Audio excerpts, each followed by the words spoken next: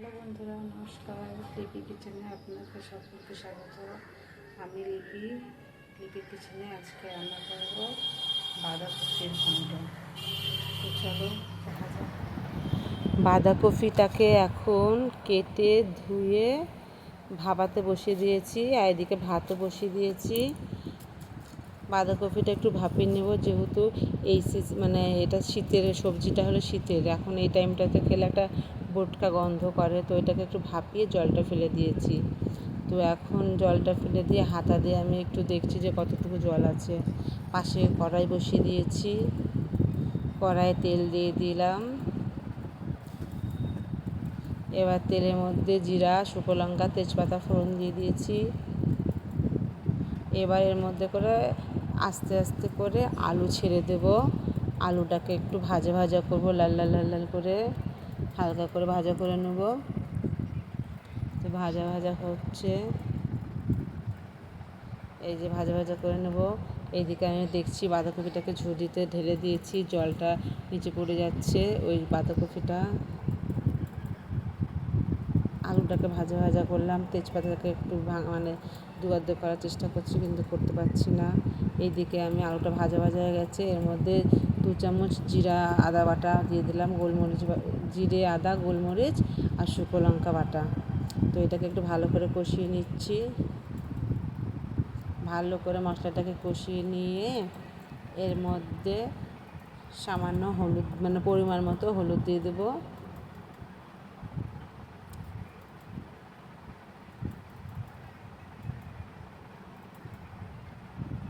পরিমাণ মতো হলুদ দিয়ে দিলাম।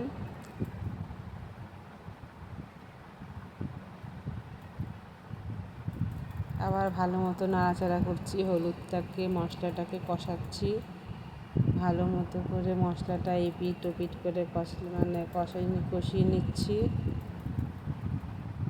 মশলাটাকে কষিয়ে নিয়ে ভালো মতো করে একটু ভাজা ভাজা করে নিচ্ছি, যেন কাঁচা কাঁচা গন্ধ না করে মশলার। এবার বাঁধাকপিগুলো আস্তে আস্তে করে আমি কড়াইয়ের মধ্যে মশলার মধ্যে দিয়ে দিলাম।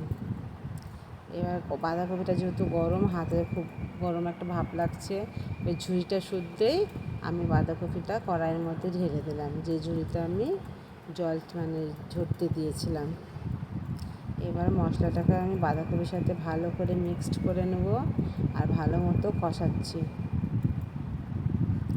কষানো হয়ে গেলে এবার ঝুড়িটা এবার একটু ভালো মতো, যেগুলো গাবল সসপ্যানে ছিল, সে বাঁধাকপিটা কড়াইয়ের মধ্যে দিয়ে দিলাম। এবার পরিমাণ মতো লবণ দিয়ে দিচ্ছি, যার যেরকম স্বাদ মতো লাগে যতটা নুন দিয়ে দিবেন। এবার বাঁধাকপির থেকে কত জল বেরোচ্ছে দেখো বন্ধুরা। বাঁধাকপিতে আমি এক্সট্রা করে জল দিইনি, বাঁধাকপির থেকে এখন এই জলটা বেরোচ্ছে। এই জলের মধ্যে বাঁধাকপিটা রীতিমতো সেদ্ধ হয়ে যাবে। বাঁধাকপি যেহেতু মানে আমি আগেই একটু ভাপিয়ে জলটা ফেলে দিয়েছি, না হলে একটা বোটকা গন্ধ করে।